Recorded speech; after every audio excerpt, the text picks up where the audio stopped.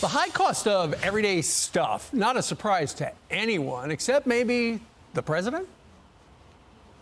By the way, anybody want a coffee? It's on me. Right? You take a smoothie? Well, they're $6, but I'll do it anyway. Smoothies are $6. Holy cow. But according to the White House, they were joking around. They seem to be surprised that the smoothie was $6 and how expensive it was. I'm curious, so is the president now realizing the costs that Americans are bearing? So look, when he went over to you all to the press corps, he was having a good time, right? And you all saw that. Surprised that the cost was so expensive. He was joking around. He was certainly joking around with the press corps. Somebody who jokes around all the time is Charles Payne from Making Money over in Fox Business. Charles, the president was joking. He knows that smoothies are $6. You know, I think honestly that the real story here isn't that he was surprised necessarily about how much a smoothie is. I think what we're missing is the indifference. Because, great point. Because his policies have played such an impactful role in this inflation crisis. Right.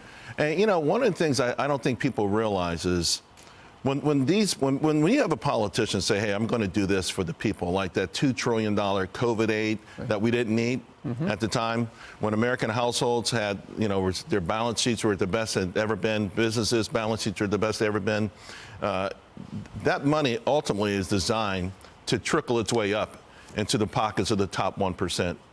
And along the way, we, the American people, pay the price for that. Now, in this case, it was record high inflation, which, by the way, prices have not come down. The rate of inflation has slowed, but we are so far and so deep in the hole after 26 months.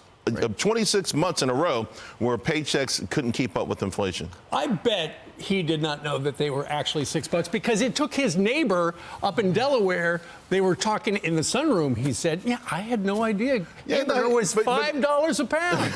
Yeah. That was $1 ago. Yeah. But he knows there's an inflation crisis in his country. He absolutely does. Yeah. Meanwhile, a lot of cost problems during the pandemic. Now we hear from the former NIH director, Francis Collins, that apparently, you know, we didn't really consider the extreme consequences of lockdowns. You would have thought that, and last week we heard, that 6 foot thing, not based in science. Yeah. Again, I think it's indifference. I mean, these folks have an agenda. And then they wrap the veneer of economics around it, the veneer of science around it. But none of that, their agenda has nothing to do with economics, has nothing to do with science, and everything to do with control. Everything to do with control. Of course, someone warned them. Of course, people knew there would be consequences. Of course, we knew this.